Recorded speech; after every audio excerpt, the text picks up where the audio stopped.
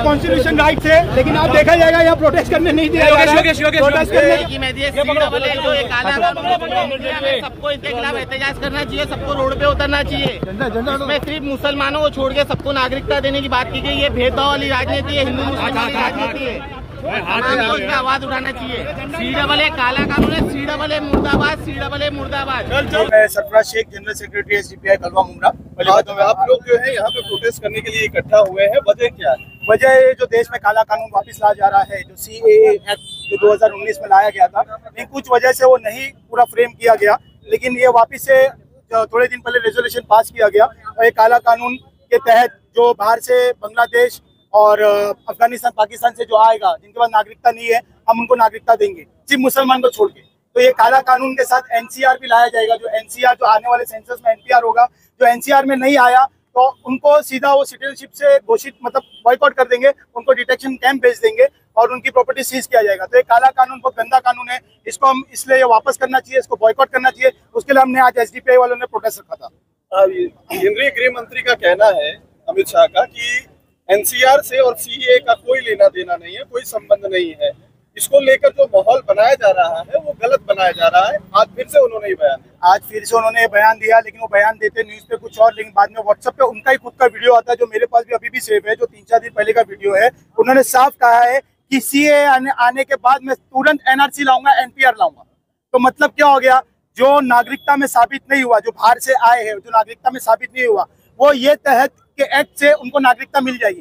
लेकिन जो मुसलमान है वो बाहर हो जाएंगे। तो मुसलमान और जो दूसरी बैकवर्ड कम्युनिटीज है वो कहाँ जाएंगे? वो ये NRC के कानून के तहत अगर वो नागरिकता में नहीं आए तो उनको सीधा डिटेंशन कैंप भेजा जाएगा और उनकी प्रॉपर्टी सीज किया जाएगा। आप अमित शाह के जो स्टेटमेंट में आप जो बोल रहे हैं वो तो मेरे को नहीं मालूम, लेकिन मैंने जो वीडियो देखा 2-3 दिन पहले का, उसमें उन्होंने साफ बोला कि CAA के बाद में NRC NPR सब लेके आऊंगा। अभी अगर आप ये देखेंगे तो CAA जो है वो NPR और NRC का जो है वो फर्स्ट स्टेप है। ठीक है, तो पहले CAA होगा। CAA क्या है? सिटीजनशिप अमेंडमेंट एक्ट है। इसके अंदर क्या होगा, डॉक्यूमेंटेशन वगैरह चेक होंगे। डॉक्यूमेंटेशन एक्ट है वो NPR के लिए, नेशनल पॉपुलेशन रजिस्टर के लिए। वहां पर जब वो लोग क्वालिफाई होंगे, उसके बाद जो लोग नहीं वहां पर क्वालिफाई होंगे वो डी वोटर्स कैटेगरी में आ जाएंगे। मतलब उनका जो है इस देश के अंदर कोई हक और कोई चीजें नहीं रहेगी। उसके बाद जो होगा नेशनल रजिस्ट्री ऑफ सिटीजनशिप होगा। उसके बाद हमारे देश का जो है वो पॉपुलेशन सेंसस होगा। अब जो लोग इसके अंदर क्वालिफाई नहीं होंगे, अभी आसाम की एक रिपोर्ट है, उसके अंदर 3 करोड़ से ज्यादा की आबादी है, उसके अंदर 19 लाख लोगों ने अपनी नागरिकता गंवाई। ये लोगों को देश के अंदर जेलों में भी नहीं रख सकते, क्योंकि अगर आप हमारे जेल में रखने की कैपेसिटी अगर आप देखेंगे तो 4.5 लाख की है, वो भी इंटू 4 टाइम से ज्यादा भरी हुई है। इतने सारे लोग हैं, तो इन लोगों को रखने के लिए एक डिटेंशन कैंप बनाया गया है। उस डिटेंशन कैंप के अंदर ये लोग रखेंगे। और इसी के साथ साथ सिर्फ खतरे में जो नागरिकता है वो मुसलमानों की ही नहीं है। जो भी लोग इसके अंदर अपनी सिटीजनशिप नहीं प्रूव कर पाएंगे, वो दलित है, SC ST है, OBC है, बैकवर्ड क्लास है, माइनॉरिटीज है, ये सारे लोग ये प्रॉब्लम को जो है आने वाले टाइम में फेस करेंगे। और 2019 के अंदर बीजेपी गवर्नमेंट ने सुप्रीम कोर्ट के अंदर एक एफिडेविट फाइल किया था, जिसके अंदर उन्होंने सुप्रीम कोर्ट को ये बताया था कि वोटर ID, आधार कार्ड, पैन कार्ड और भी जितने डॉक्यूमेंट्स है, ये सिटीजनशिप प्रूफ करने के लिए हम इसको काउंट नहीं करेंगे आगे चल के। उसके बाद ये होता है कि हमको इससे, ये कानून के जरिए से जितने लोग इसमें बच जाते हैं उनको सेकंड लेवल का सिटीजनशिप बनाने की कोशिश की जा रही है।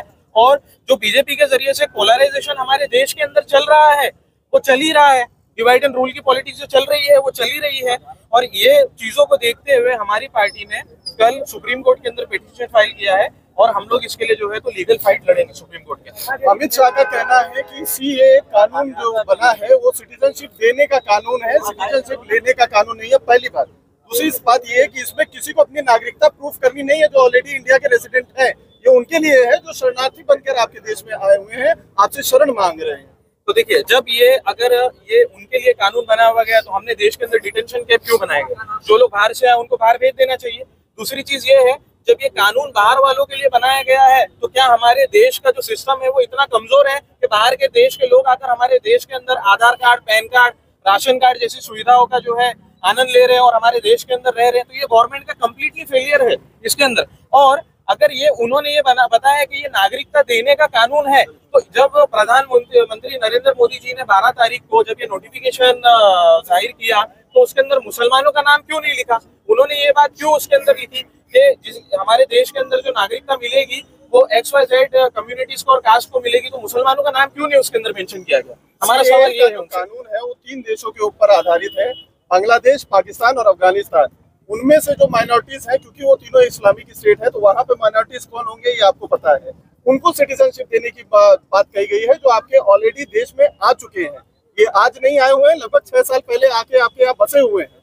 इसीलिए 2014 की मियाद बताई जा रही है। 31 दिसंबर 2014 से पहले जो आके बसे हुए हैं यहाँ पर देश में आपके रह रहे हैं, उनको सिटीजनशिप दिया जाएगा। क्या सिटीजनशिप क्यों दिया जाएगा जब वो लोग आ चुके हैं, उन लोग यहाँ पे वोट्स भी कर रहे हैं, उनके आधार कार्ड भी है, उनके राशन कार्ड भी है, उनके अधिकार तो वोटिंग वाइटी सब वगैरह तो बना है ना सर। लेकिन आप जो बोल रहे हैं हम सिटीजनशिप देंगे, जैसे यहाँ से हिंदुस्तान से लोग जाते हैं माइग्रेट होकर दूसरी कंट्री में, तो यहाँ पे भी वो कानून है, वहाँ से माइग्रेट होकर लोग यहाँ पे आ जाए। और यहाँ पे अगर आ गए तो उनका आधार कार्ड भी बन चुका है, उनका पैन कार्ड भी बन चुका है, उनका सब कुछ बन चुका है, भारत सरकार का नाम है उसमें, तो आप क्या नागरिकता आप साबित करना चाहते हैं? ये खाली बस पॉलिटिक्स को खींचने के लिए, पॉलिटिक्स चलाने के लिए उनको एक मुद्दा बचा हुआ है। बाकी ये सब चीज से फेल हो चुके हैं, पुलवामा से लेके राफेल से लेके सब चीज में फेल हो चुके हैं। इनके पास अब कुछ मुद्दा नहीं है, इनके पास सिर्फ हिंदू मुस्लिम के अलावा और कुछ मुद्दा नहीं है। लेकिन हमारी पब्लिक को, हमारी भोली भाला जनता को ये समझना चाहिए कि ये क्या चाल चल रही है। आज पब्लिक अगर इसके बहकावे में नहीं आएगी तो ये देश बहकेगा नहीं, एकदम सौ की सीधी बात।